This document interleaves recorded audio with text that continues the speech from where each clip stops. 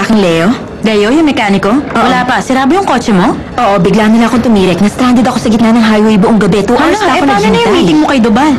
Nakarating naman ako, kaso super late na, kaya nakaalis na siya. So, kailangan kong pumunta sa office na ngayon. Malas na yun. As in, super malas. Thank you. No, thank you.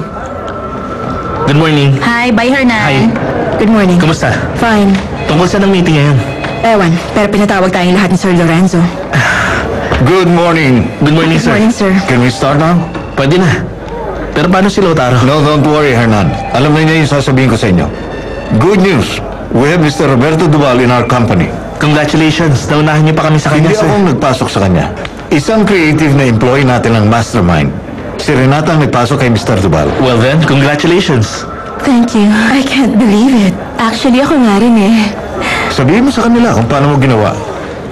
Well, nag-research ako ng konti tungkol sa hobbies ni Mr. Dobal, kaya naman nalaman ko na mahilig pala siyang magtango, kaya naisip ko na maghanap ng mga exclusive tango clubs dito. Nakakita pa ako ng picture na nandun siya sa Baya Trent Hotel. Favorite niya pala yung place na yun. Kaya nagpunta ako kagabi. At nakita mo siya agad? Hindi ko siya nakita, pero nakita ko yung anak niya na representative din niya. Swerte lang. Pati anak niya nagtatango? In fairness, magaling siya. Well, Renata, congratulations. Thank you, Hernan. Excuse me lang, sir. I'm not feeling well. I'll be back. Sige.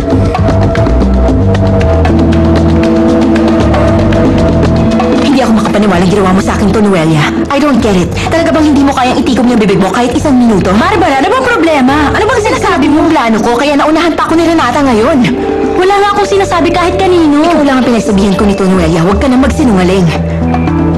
Ay, bakit kayo nagsisigawan? May nasulot sa kanyang kliyente. Wala akong kasalanan. Huwag mo akong pag-initan. Ikaw ang kaisa-isang taong nakakaalam sa approach na gagawin ko kay Mr. Dobal. Pero apparently, bigla na lang din naisip ni Renata yung strategy ko. Si Renata nagpasok kay Dobal?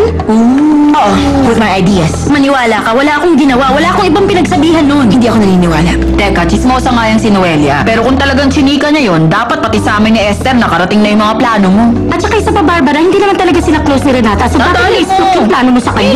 Maniwala ka sa akin. Wala akong sinabi. So, ano yung nangyari? Coincidence lang lahat yon? Nako. Hindi ko alam. Yun din ang gusto kong malaman. Pwede na tayo maging partner sa lahat ng project sa South ngayon. Pwede ko bang asahan yun? Yes, and hindi lang sa buong South area. We'll join sa lahat ng projects sa coast. They're very interesting. Tatawagan ko agad si Papa. Sasabihin ko na sa kanya ito. That's great. Magpapagawa na ako ng report din. Ipadadala na namin sa Yes, office. aasahan namin yan. I'm sure start na to ng isang magandang relationship between our companies. It's I a hope pleasure so. doing business with you.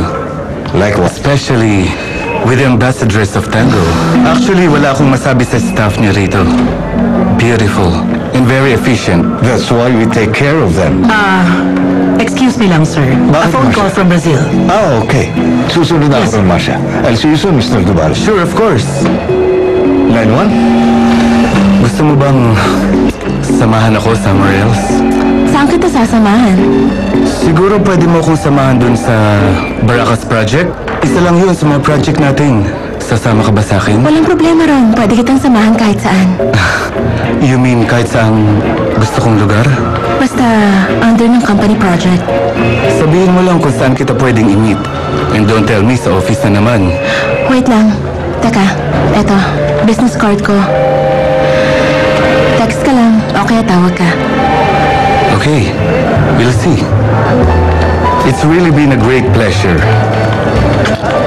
Renata Medina. The pleasure is mine.